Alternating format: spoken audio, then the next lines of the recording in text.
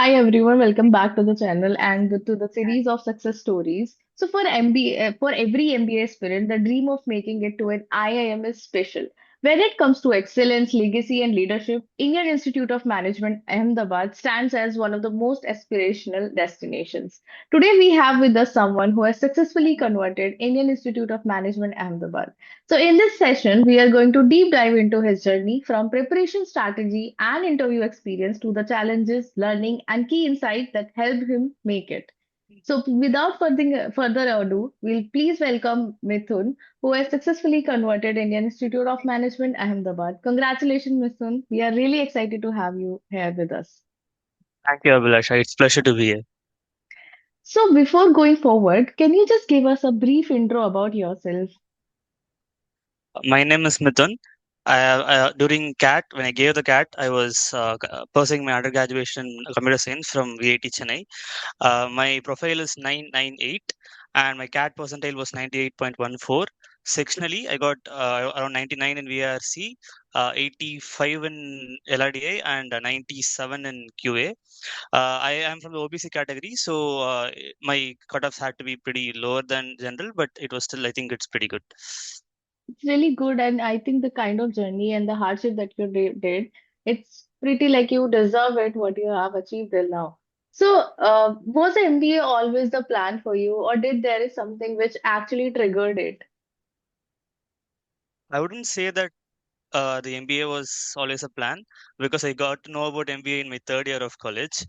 But when I got to know about it, I just sort of decided that I would give CAT only because it was something that I was good at. Because I'm an engineer, so I'm good at math, and English is something that I've been learning since my childhood. So it felt pretty natural to me. So that's when I started my prep around November not last year, the year before that, November 2024, I think. I started it, but it was pretty boring, so sort of gave up after that. But then for one of my projects in which I submitted a use case to the AI for Good Global Summit, I went to that summit in Geneva, and there I got a lot of experiences that pushed me towards trying to work in different fields. And I came across this very lucrative field called consulting, and I was really interested in it. So I thought about how I could actually get into consulting. And long story short, I decided that an MBA would be the easiest way for me to get into into a consulting firm. So I decided to start my prep again. I started by August 25th, I think, and then I gave the exam by November 30th. So it was during, like you started your preparation during your BTech year, right? So how Yeah, did you in my manage your final year. preparation? Yeah, so how did you manage your preparation with the studies? And since how, like, so basically, how competitive your environment when it comes to CAT as an exam?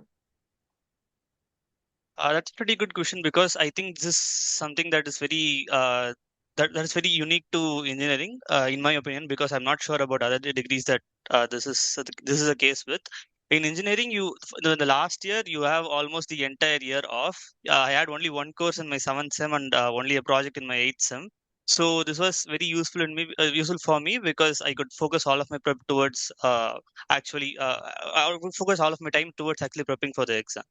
Competitively, I don't think I had any near competition because I was one of the only three people in my group who was preparing for CAT.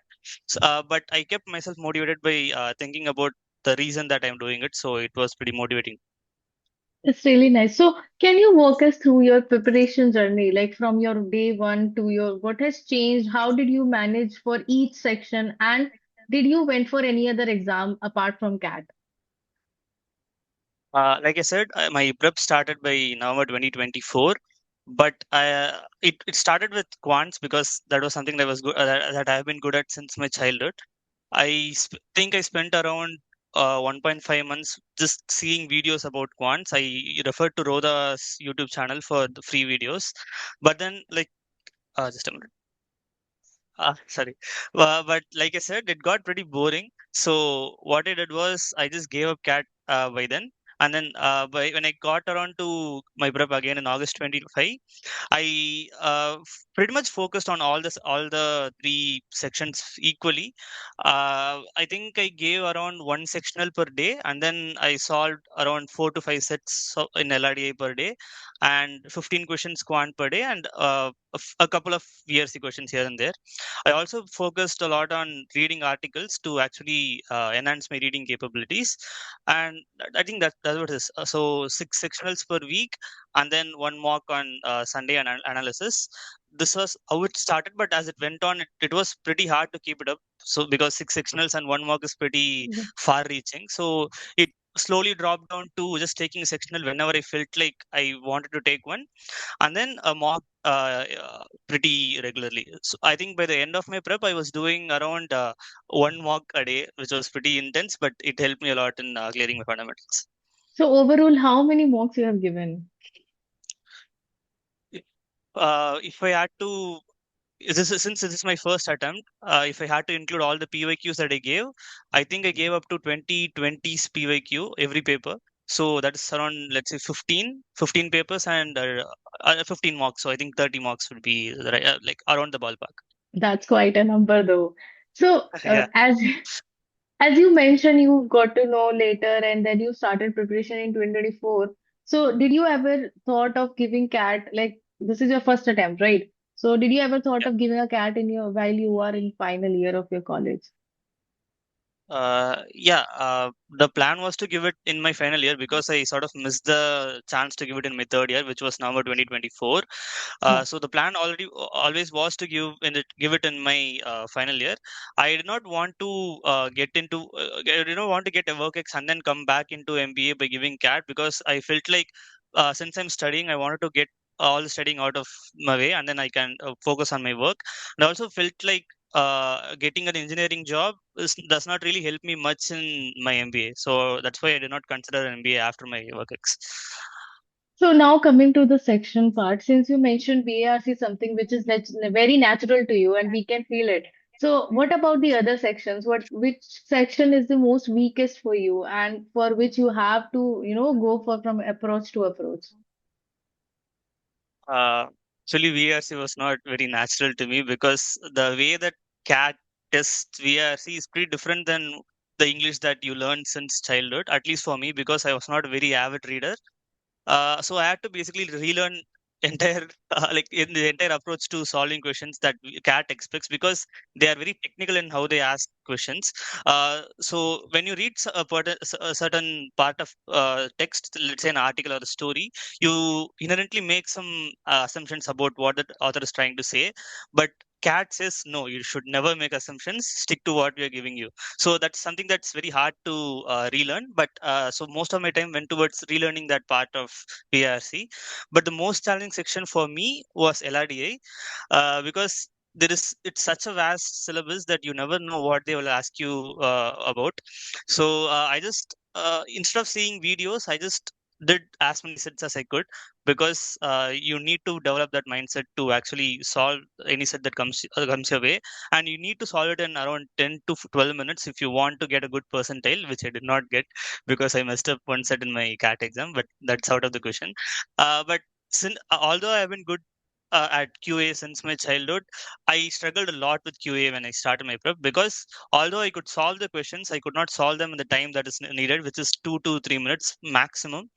So most of my time for QA prep went towards solving questions in as less time as possible, which just naturally came with solving a lot of questions. So, like now comes to the since your preparation has been done, now comes to the actual D-Day of CAT exam. So, how was did you change any approach in any of the subject, and how did you approach the exam? Like, did you go for VA first and RC later, or is it like LR first and DI later? So, what was your strategy for the D-Day? I will explain my strategy for each particular subject separately. So, VRC, I wanted to attempt every question, all 24 questions I wanted to attempt. This is a strategy that I got from Maruti Ganduri sir, who is the founder of Kraku, which is what I followed for my CAT prep.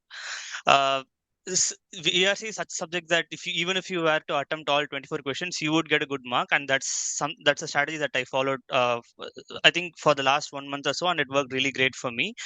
Uh, there's nothing much, I think, because in the first 20 minutes I tried to get out at least 3 RCs or at least 2.5 RCs, and then once all the like out of the 4 RCs, I first identified which 3 RCs were the easiest to me. Then I got them out in 20 to 22 minutes, and then I went to VA. I did every question that I could in like a minute or so for each question, and then I tackled the remaining RC if I felt confident in that RC, and then I got back to and ended with VA again. This worked pretty good for me, and even in mocks, I got really good marks doing it. LRDI is the most tricky because LRDI, my mindset going into it was get at least one set right. You can at least clear the sectionals if you get one set right. So that was my main focus for LRDI, and I did get one set right, although I misread a question and got one question wrong in my easiest set. And then the second set, it's I don't think there is any strategy for LRDI because you either get the set or you don't. You don't spend a lot of time on one set, but if you can't get the answer, then you need to spend some time. For QA, I pretty much just went sequentially. If I saw a question that I could solve in 2 to 3 minutes, I did it. If I felt like it was a big question, let's say it had around 6 to 7 lines, I just skipped it at first because uh, when you're trying to focus on those 6 lines, I don't think it's a good thing to spend your time on in the exam. So that's what I did. QA is pretty simple because just focus on the questions that you know from the topics that you know and skip the other ones. But one thing that I want to say to everyone is the mock interface that you're used to is pretty different from the actual interface that you see in the exam. The Krakow's interface was actually pretty good because their interface, I actually enjoyed doing it. But the actual CAT interface, it had a lot of background text, which made the actual paragraphs pretty hard to read. And then there was a very slight delay when I try to switch questions. So when I click from one question to the another, there was like 1 second delay, which threw me off a lot because I kept switching questions a lot. So that's something you need to focus on because out of the 40 minutes, I think I spent around 2 minutes just lost in these switching itself. So that's something that you should focus on a lot. So now I think that's about my DA. Yeah, that's it. that's still it's very nice since your QA and VRC is quite good. And Yeah, LRDI, maybe there is one side which will not solve, but still, I yeah, guess you yeah. have got a quite good percentile. So, what was your CAT score? CAT score was 98.14%. It's still really good. So, apart from CAT, have you gone for any other exam? I was pretty much focused on only IIMs at the when I was signing up for CAT. But I did sign up for ZAT because XLRI is a pretty good institute. But I Mhm. did not really prepare that much for ZAT. I did a few decision-making PYQs and then some as mocks, but that's about it. I was pretty depressed after my CAT results and CAT exam itself, so I did not really prepare a lot for that.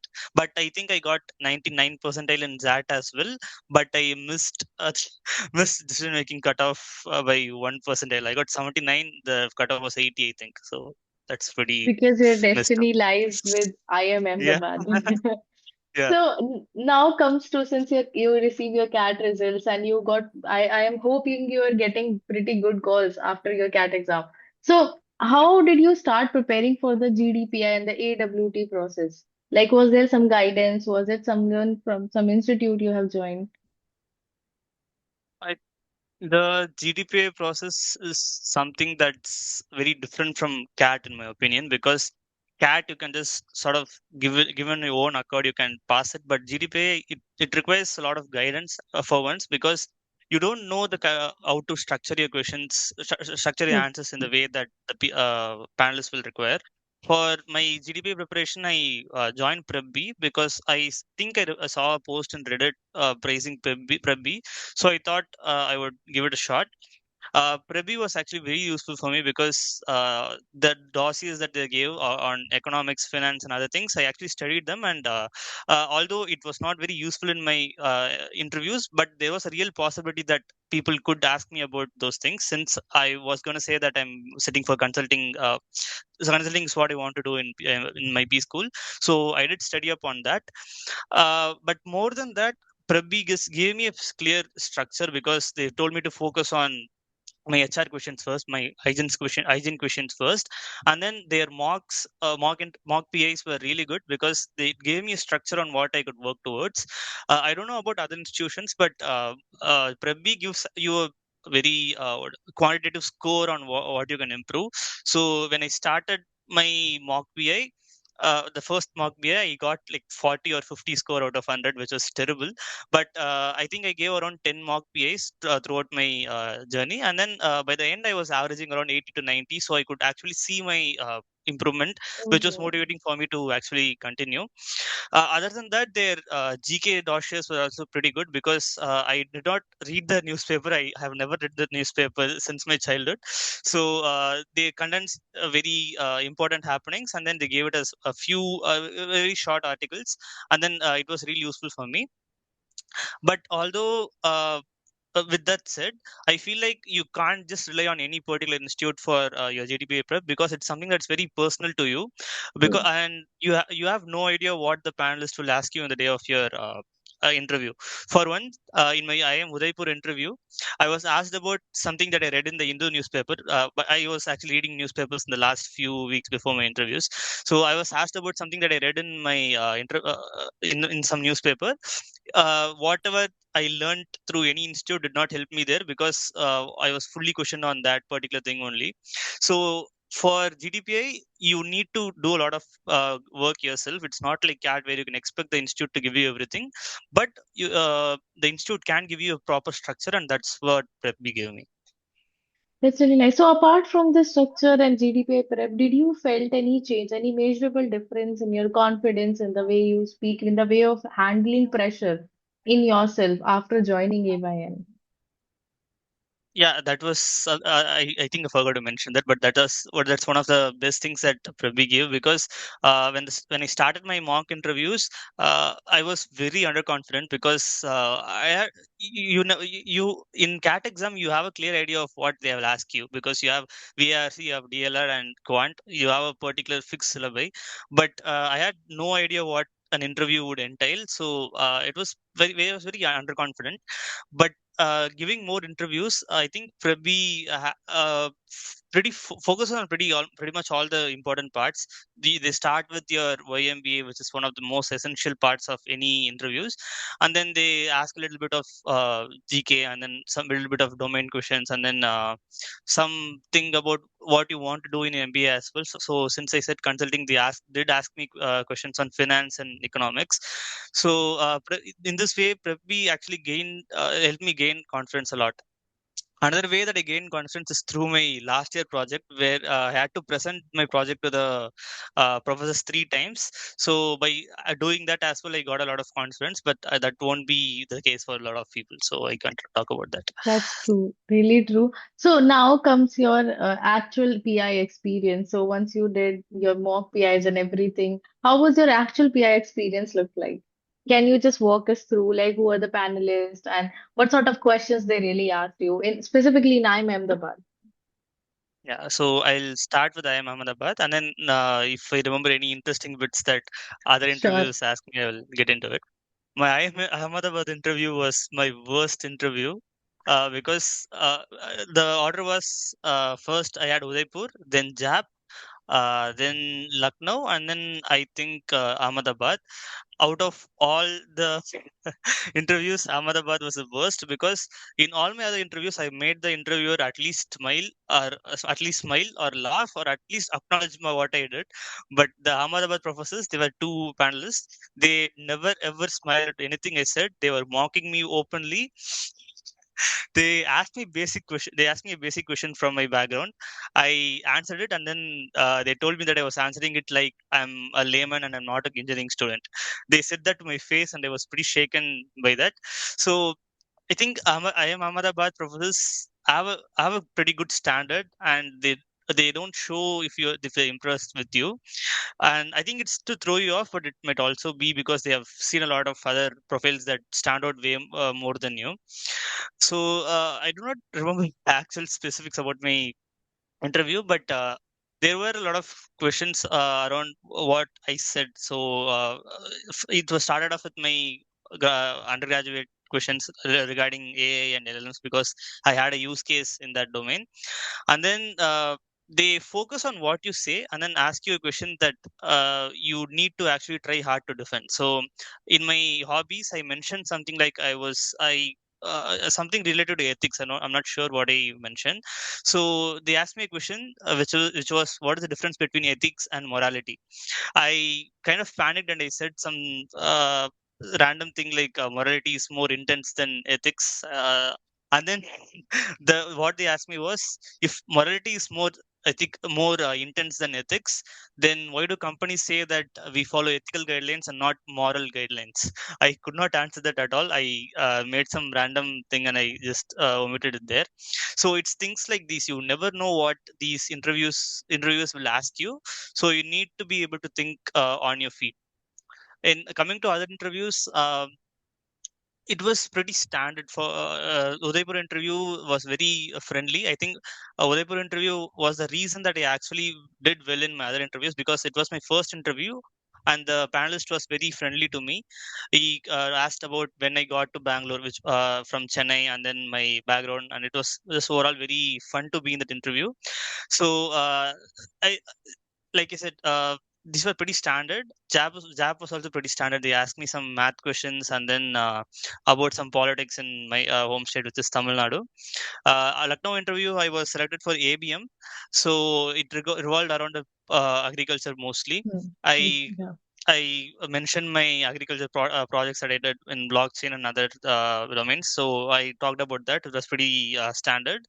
My indoor interview was actually one of the best interviews, because whatever questions they asked me, I answered. And there was one particular thing that I wanted to mention. Just that morning, there was some video in my YouTube explore page that I looked at, which was P versus NP problem. I used to know about it, but I kind of forgot. That was when I actually remembered it. And then they exactly asked me that in my interview, so I could answer it pretty good. So that gave me a good confidence boost, and I did the extempore well as well. So I think this is for all my interviews. That's quite nice, though. I think you have got pretty good calls after your interviews as well. So, was there any call which was most surprising for you? Any convert that you feel like? Because we know IIM Ahmedabad is for sure for you. But was there any exception which you felt like, oh, I didn't expect this to be there? Uh, Ahmedabad, I have to start with Ahmedabad, because that was my worst interview, and I was sort of not expecting a call, but sorry, not expecting a convert. Uh, it was surprising because when the results came, uh, I inputted my details, and then it said records not found. If you do not know, I am Bangalore says the same when you are not selected for their shortlist. So I got pretty sad seeing that. I out of desperation, I tried again. It said no record found. I tried again, and it said no records found. I was pretty shocked. Uh, it was pretty shocking, because I was trying to make up my mind that I did not get the shortlist. But then when I tried again, it thankfully gave me the convert. Okay. And then, to be honest, I think the entire process for me was very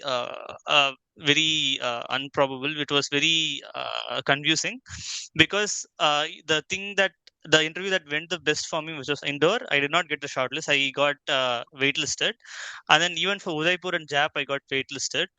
Uh, Other interviews, yeah, Lucknow also I got waitlisted. I think it has to do with the fact that I'm a fresher.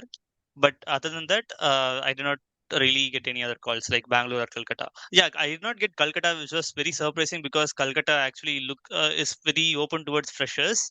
But yeah, I True. did not get the convert. But you got IIM Ahmedabad. You don't get others. I know it doesn't even matter now. So, between the colleges, you see, obviously you have chosen IIM Ahmedabad. Do you have any specialization in mind, like before going to B school? My like I said, my main reason for doing an MBA in the first place is to get into consulting. Yeah. So I don't know if I had to choose a specialization, I would go with finance first and foremost. Other than that, I don't think I'll be doing any other specialization because even if I do not get consulting by any chance, I can pivot into finance roles. So it sort of acts as two-use for me, like two-way use for me. As for finance, I'm trying to learn to do my CFA level one. I'll be taking it up this February, and I'm already preparing for it. It's really nice. So one last question, like before stepping into B school, do you have any course in mind, or are you planning to go for any certificates? Before the B school, not really, because I just want, like many seniors told me, especially Ahmedabad, where the first year is Yeah. very intense. They told me to just rest up and then maybe learn a little bit of Excel and PPT making, which I'm yet to do. My college starts in 2 weeks. I need to kind of do it, but I've been procrastinating, so I haven't gotten doing it. And I'm Ahmedabad. They give you around three courses to do before you come, which is pre-MBA statistics, pre-MBA accounting, and some English course. I'm done with the pre-MBA statistics. I am yet to do the accounting one.